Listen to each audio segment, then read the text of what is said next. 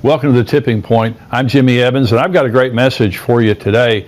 Before I bring the message, let me just tell you, I've got some places that I'm going to be speaking. Let me just say real quickly, XO Conference. We have an XO Marriage Conference coming up February 11th and 12th, coming up real quick at Fellowship Church in Grapevine, Texas. My dear friend, Pastor Ed Young, his wife Lisa, wonderful people, wonderful pastors at the great church there, Fellowship Church. We're going to be there all day Friday on February 11th, 9:30 to 4. Have speakers all day long, ministering to your marriage. Back that evening, 6:30 to about 9:30. I'll be speaking that morning. I'll be speaking that evening. Also, Saturday, the 12th, from 9 to noon, I'll be speaking again on Saturday morning. We have our top speakers coming in for this conference. This is one of our premier conferences. I'm also speaking that weekend at Fellowship Church at 9:30 and 11:15 on Sunday morning. I would love to have you be there. I'd love to have you come and be a part of that, and you will love Fellowship Church and you'll love the XO Conference. I'm also speaking there at Fellowship Church. This is on February the 16th and 17th, and I'll be speaking there. This is the Creative Church Conference, the C3 Conference 2022. And I'll be speaking on February 17th at 9 a.m., but the whole conference is going to be terrific. Just go on their website there and you'll be able to see, Fellowship Church website, you'll be able to see the conference and sign up for it. We also have our XO Houston Conference coming up February 18th and 19th, and I'll tell you more about that next week, but that's coming up at Grace Church Houston. Pastors Garrett and Andrea Booth, wonderful people there. That's xomarriage.com/conferences, all day Friday till noon on Saturday, the same way. And so I'll also be doing an end time series with Pastor Ed Young at Fellowship Church. It's called When the Levee Breaks, and Pastor Ed will be speaking twice. I'll be speaking twice.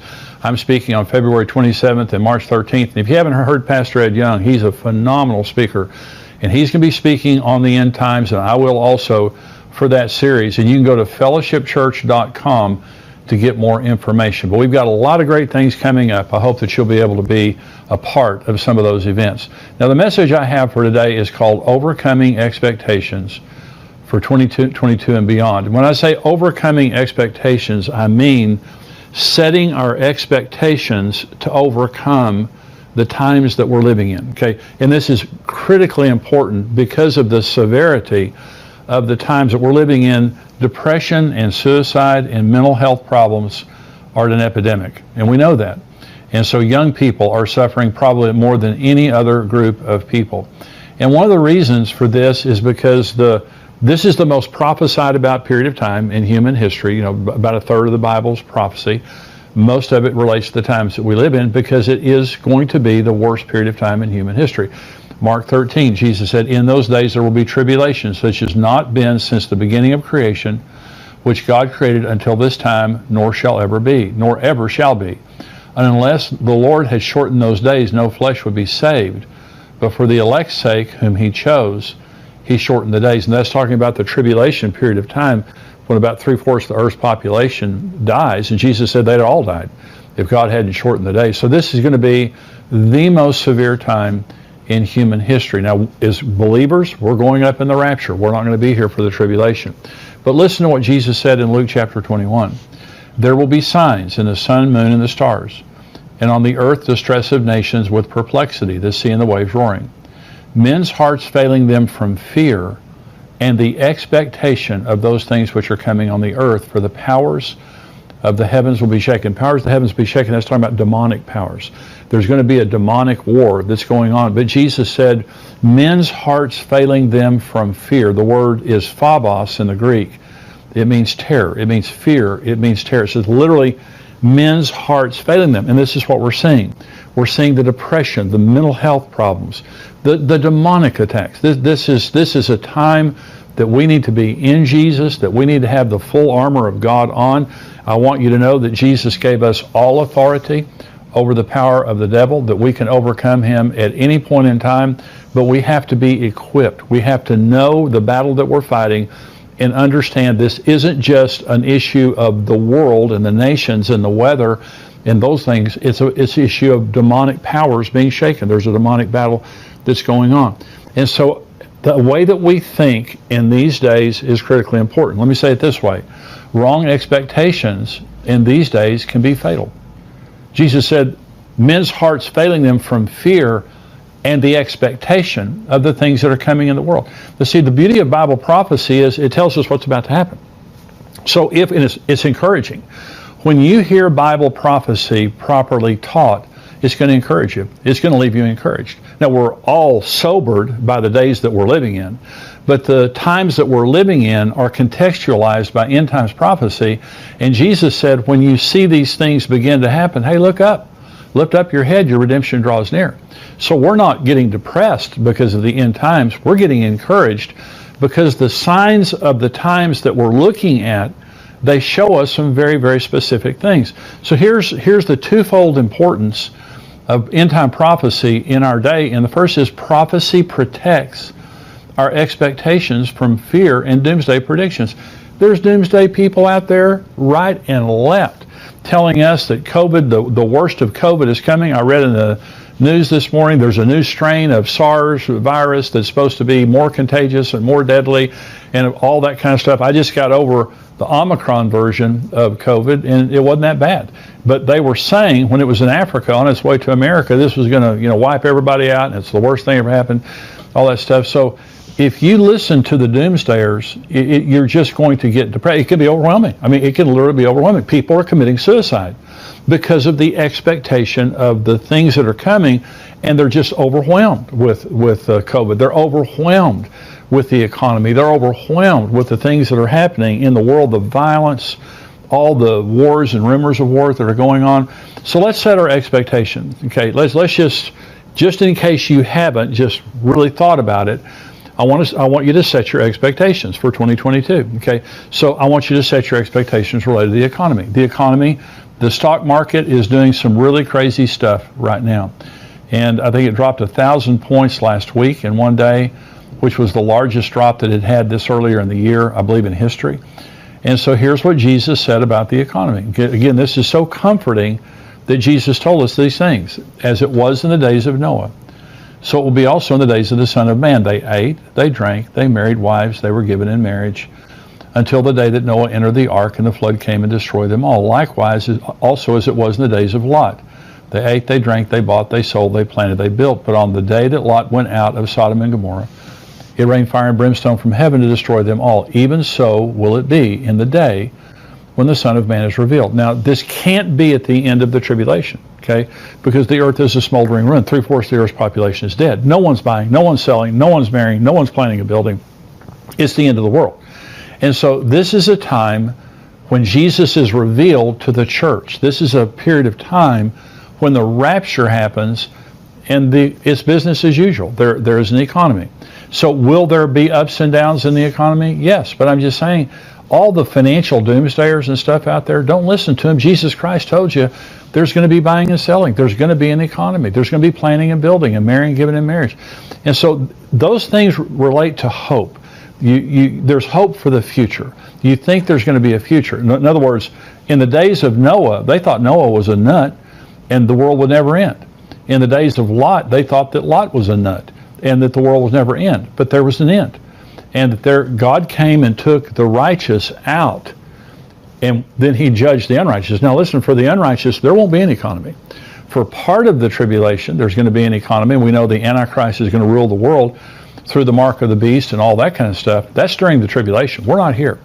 But I'm saying, as a Christian, you just need to understand the world is not going to end. There's not going to be the bottom drop out of the economy. The way that many people say there will be. There will be an economy. There may be some bumps and bruises, ups and downs, but there's going to be an economy. The other thing is the tribulation. People telling us we're going to go through the tribulation. This is Jesus, Matthew 24. As it was in the days of Noah so also will be the coming of the Son of Man. For as in the days of Noah before the flood, they were eating and drinking, marrying and giving in marriage until the day that Noah entered the ark, and did not know until the flood came and took them all away. So also will the coming of the Son of Man be. Then 2 men will be in the field. One will be taken, the other left. 2 women will be grinding at the mill. One will be taken, the other left. Watch therefore, for you do not know what hour your Lord is coming. And he's saying there that there's going to be, like the days of Noah before the flood. And in that day, 2 men will be standing in the field, one taken, one left. That's the rapture. That's the selective rapture. This is 1 Thessalonians chapter 1. They themselves declare concerning us what manner of entry we had to you, and how you turned to God from idols to serve the living and true God, and to wait for his Son from heaven, whom he raised from the dead, even Jesus, who delivers us from the wrath to come. So we know that there's going to be an economy, and we know that we're not going through the tribulation. So set your expectation. That's why Jesus said, when you see these things begin to happen, hey, it's all good. Your redemption is drawing near. Here's another thing that we need to set our intentions on, our expectations on. It's the unknown, the future and the unknown. There are many things in my life I just don't know. What's going to happen tomorrow? What's going to happen 6 months from now? I just don't know. I know that Jesus is coming. I know there's going to be an economy. I know I'm not going to go through the tribulation. But here's what Jesus said in Matthew 28. Jesus came and spoke to them, saying, all authority has been given to me in heaven and on earth. Go, therefore, and make disciples of all the nations, baptizing them in the name of the Father and of the Son and the Holy Spirit, teaching them to observe all things that I have commanded you. And lo, I am with you always, even to the end of the age. Okay, so Jesus is talking about the end here, and he's saying, I've given you authority, I'm giving you a mission, the Great Commission, to go out and make disciples of all the nations, and I will be with you always, even to the end of the age. Okay, and so I may have told this story before, but I'll tell it again. It was about a trip that Karen and I took. I think it was our 35th anniversary, and I had a bad year. I just had a hard year. And I was just kind of waiting for the next shoe to drop. I felt like, all these bad things had been happening. I was just kind of waiting for the next bad thing to happen. And Karen and I were on the plane, and on the airplane, headed to Hawaii for our anniversary. And Karen reached over and patted me on the hand and said, are you okay? And I said, no, I'm not okay. I said, I just feel like the next shoe's about to drop. I just feel like something else bad's about to happen. And she was real comforting, and I sat there and, kind of looking out the window, and I heard the Lord say this to me. Fear is expecting the devil to move. Faith is expecting God to move. And I think some of you need to hear that word today, is that you get so beat up that you're conditioned that something bad is going to happen, and you actually are expecting something bad to happen. That's the way I was. And the Lord, he completely changed the next year and that trip. That would have been a terrible trip if that wouldn't have happened. But the Lord just told me, Jimmy, fear is expecting something bad to happen. Fear is focusing on the devil. But faith is focusing on God. And what God said to me is, expect me to move. Stop waiting for the devil to move. Expect me to move. Focusing on God. See, I am with you always. He's talking to you. He's talking to you personally. I am with you always, even to the end of the age. See, I don't know what's going to happen tomorrow, but I know God's going to be with me. I don't know all the answers to the unknowns. And the devil will come and try to stir up something and say something bad's going to happen, and this person's going to do this to you, and you're going to lose your money, and you're going to lose your job, and this and this and this. That's just the devil. God is going to be with us. Here's what David said in Psalm 23. Yea, though I walk through the valley of the shadow of death, I will fear no evil, for you're with me. Your rod and your staff, they comfort me. This isn't the valley of the shadow of a hangnail or a headache. This is the valley of the shadow of death. And David said, I'm not going to have any fear. You're with me. Okay? Psalm 16. I have set the Lord always before me. Because he is at my right hand, I shall not be moved. I have set the Lord always before me. What that means is everything I see through a God filter. If I see a giant over here, I put God between that giant and me, and I remind myself that God is here. And that giant is not bigger than my God. He may be bigger than me. He's not bigger than my God. Okay, and so fear is reality minus God. It just means I see the giant, I just don't see God. Faith is reality plus God. So when the 12 spies went into the promised land, 10 came back and gave a bad report. And they said, those giants in the promised land are so incredibly big that we're like grasshoppers compared to them. Okay, Joshua and Caleb came out and they said, those people will be our prey. God has removed their protection from them. Here's the difference. The 10 spies looked at the giants and compared the giants to themselves. Never saw God. Joshua and Caleb went in and compared the giants to God. And see, I heard someone say this one time, stop telling God how big your mountains are and start telling your mountains how big your God is. It's just all perspective. This is what I'm saying. Set your expectations for 2022, and I'm saying God is going to be with us. There's going to be an economy. We're not going through the tribulation. Regardless of what anybody says to you, good things are going to happen to us. We are not like everyone else. We have a God, and He is a faithful Father. He is a faithful Lord. He promised us, I will be with you always, even to the end of the age. Okay, so we're going to set our expectations. But so prophecy protects us from wrong expectations, and doomsdayers. Prophecy also promises us incredible blessings to excite our expectations. See, it's the opposite of just not being full of dread. I should be excited. So let me talk about the marriage supper of the Lamb for just a minute, because this is what's coming up. When the rapture happens, I believe that we're living in the days just prior to the return of Jesus. I'm talking about the rapture of the church. To me, is the most incredibly exciting thing in the entire world. I answered a question a few weeks ago about young people who don't want Jesus to come. My twin granddaughters and my 14-year-old granddaughter, at Christmas we had a conversation, and they all love Jesus. They believe in end times. And they said, we wouldn't mind Jesus waiting, for a while. And so we can get married, so we can graduate, so we can have babies. And I think that's completely understandable. I really do. I think I'd be exactly the same way. But I can tell you this, when Jesus comes, we're going to enter into a marriage supper of the Lamb that is the most exquisite event in the universe. And we're going to be there for 7 years, and we're going to see Jesus face to face. And we're going to be in His Father's house, which is the most incredible building described in Revelation 21 and 22. We're going to be with Jesus for all of eternity. And I can tell you this, no one who sees Jesus' face and no one at that wedding will ever look back to this earth in regret or wanting to go back. Remember Jesus said, remember Lot's wife? When He was talking about the end in Luke 21, He said, remember Lot's wife? Lot's wife fell in love with the world, and her focus was on the world. And the angels came to get Lot and his family out, but she loved the world more than she loved God. And she loved the world more than she loved righteousness. And she turned into a pillar of salt. And Jesus said, remember that woman. This is not her home. This is not part of the reason that we get so upset sometimes thinking about the end is, well, I just got my I just retired. Well, I just had a baby. Well, I just got my degree. Well, I just got this job that I want. We don't live in, this is not our home. It can never be our home. I mean, even if Jesus doesn't return, we're going to die.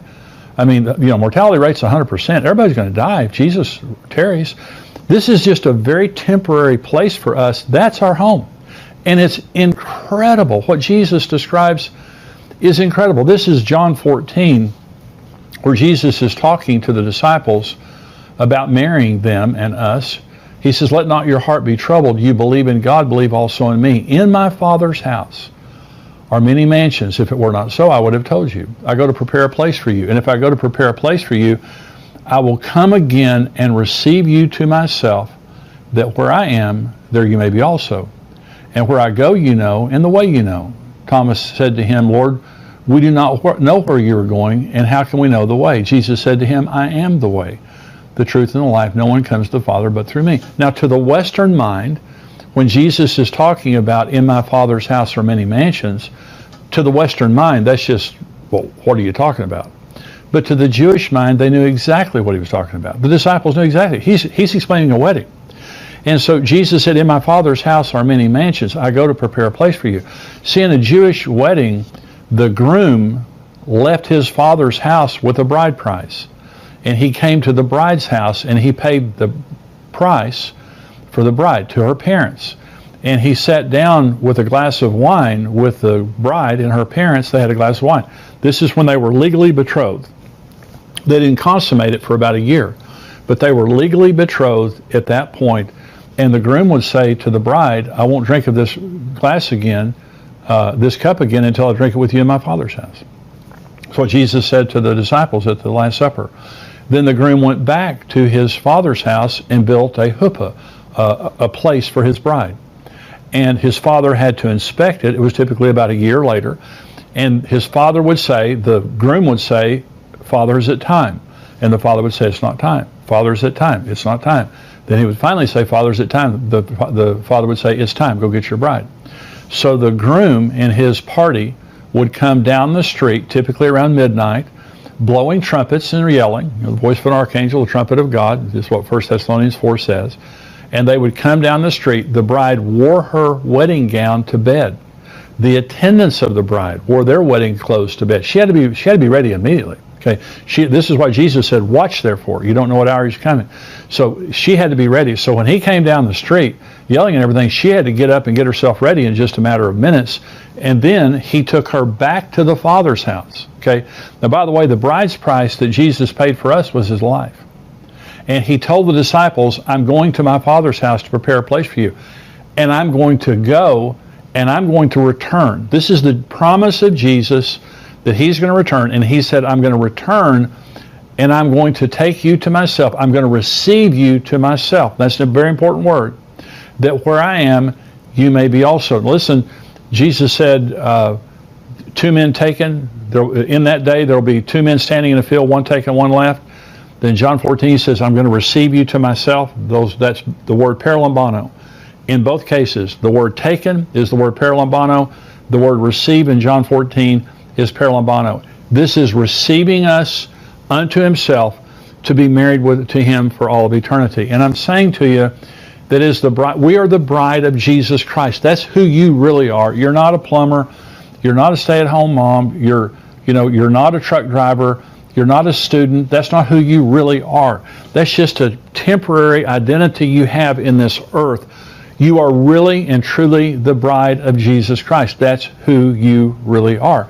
And the rapture and all of the end times, you really can't understand it unless you understand who you really are. You can't understand it until you understand the program. Here's the program. Jesus came from his Father's house to the earth. He gave his life to save us because God so loved the world. God so loved you that he gave his only begotten Son. Okay, and so Jesus died for his bride. The bride price was his life.